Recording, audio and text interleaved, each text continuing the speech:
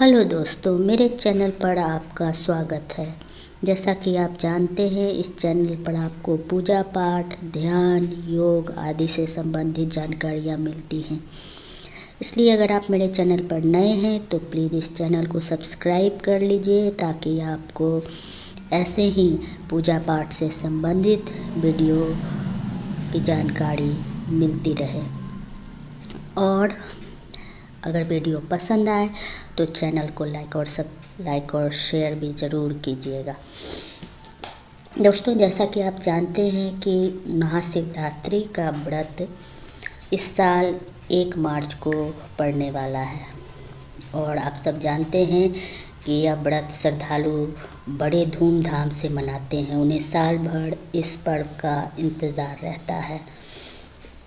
शिव मंदिरों में जाकर लोग पूजा पाठ करते हैं, रुद्राभिषेक करते हैं और रात्रि जागरण करते हैं। और जैसा कि आप जानते हैं कि किसी भी व्रत में कथा का बहुत ही महत्वपूर्ण स्थान होता है।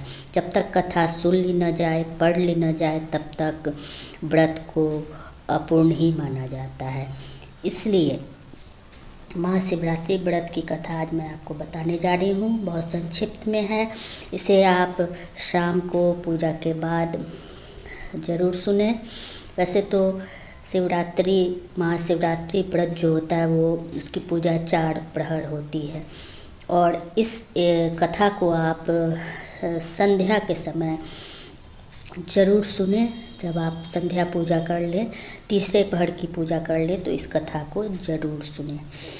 इस कथा का वर्णन शिव पुराण में मिलता है और कथा के अनुसार प्राचीन काल में चित्रभानु नामक एक शिकारी था। जानवरों की हत्या करके वह अपने परिवार को पालता था। वह एक साहूकार का कर्जदार भी था, लेकिन उसका ऋण समय पर न चुका सका। क्रोधित साहूकार ने शिकारी को शिव मठ में बंदी बना लिया। संयोग से उस दिन शिवरात्रि भी थी।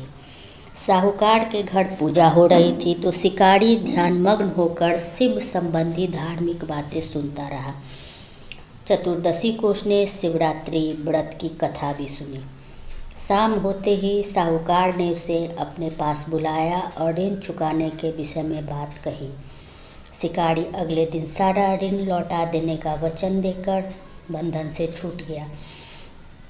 अपनी दिनचर्या की भांति वह जंगल में शिकार के लिए निकला, लेकिन दिन भर बंदीगृह में रहने के कारण भूख प्यास से व्याकुल था।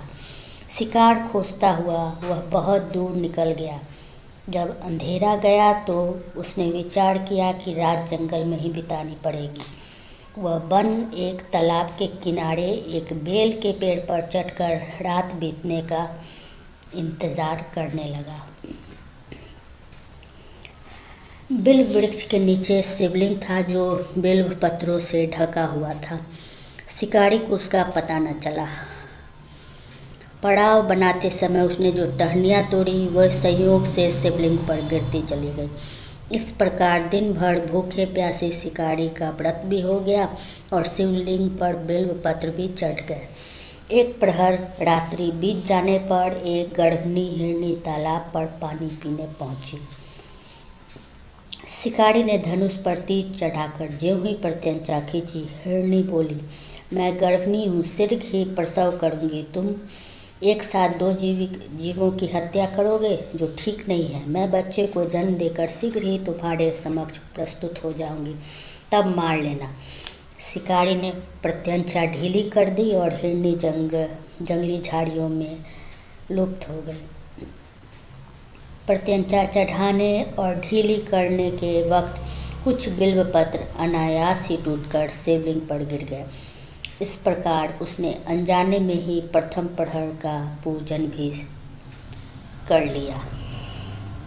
कुछ ही देर बाद एक और हिरनी उधर से निकली। शिकारी की प्रसन्नता का ठिकाना न रहा। समीप आने पर उसने धनुष पर बाण चढ़ाया। तब उसे देख हिरनी ने विनम्रतापूर्वक निवेदन किया, हे शिकारी, मैं थोड़ी देर पहले ऋतु से निवृत्त हुई हूँ, कामातुर विरहनी हूँ, अपने प्रिय की खोज में भटक रही हूँ। मैं अपने पति से मिलकर शीघ्र ही तुम्हारे पास आ जाऊँगी। शिकारनी ने उसे भी जाने दिया। 2 बार शिकार को खोकर उसका माथा ठनका। वह चिंता में पड़ गया। रात्रि का आखिरी पहर बीत रहा था।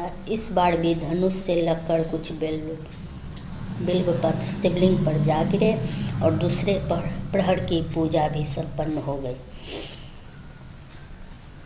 तभी एक अन्य हिरनी अपने बच्चों के साथ उधर से निकली। शिकारी के लिए यह स्वर्णिम अवसर था।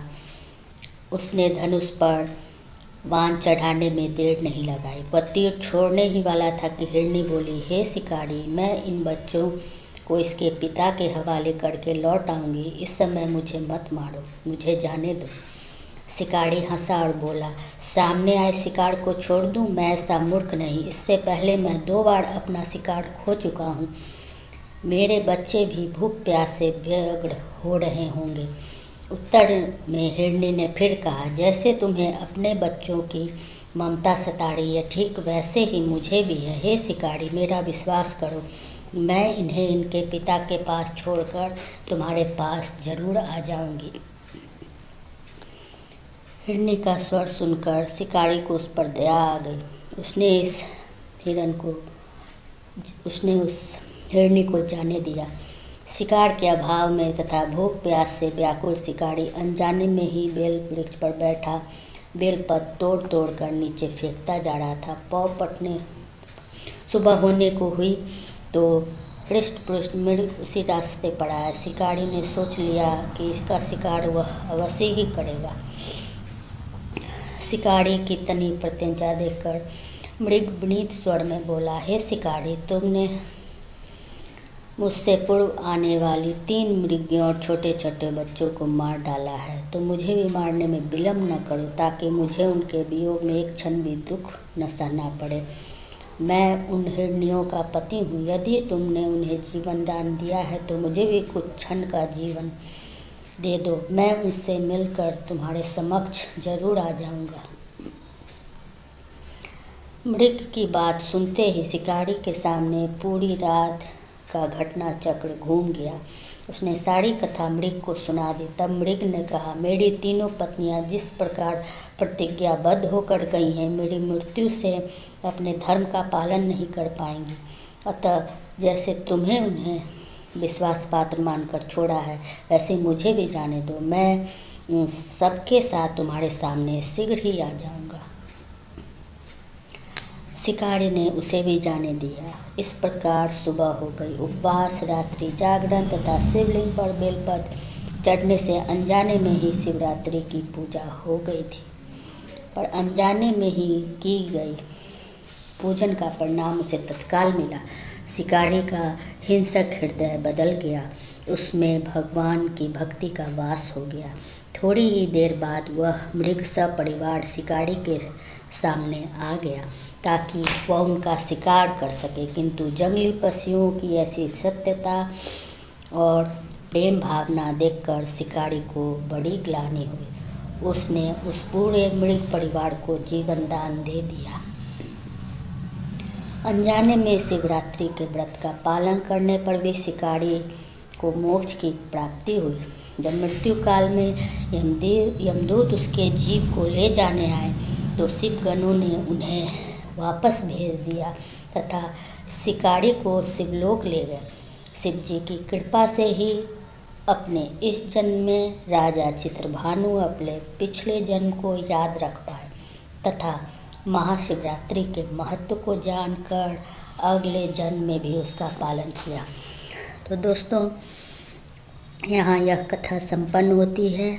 आशा है आपकी पूजा में इस कथा से जरूर आपको पुण्य की प्राप्ति होगी। धन्यवाद।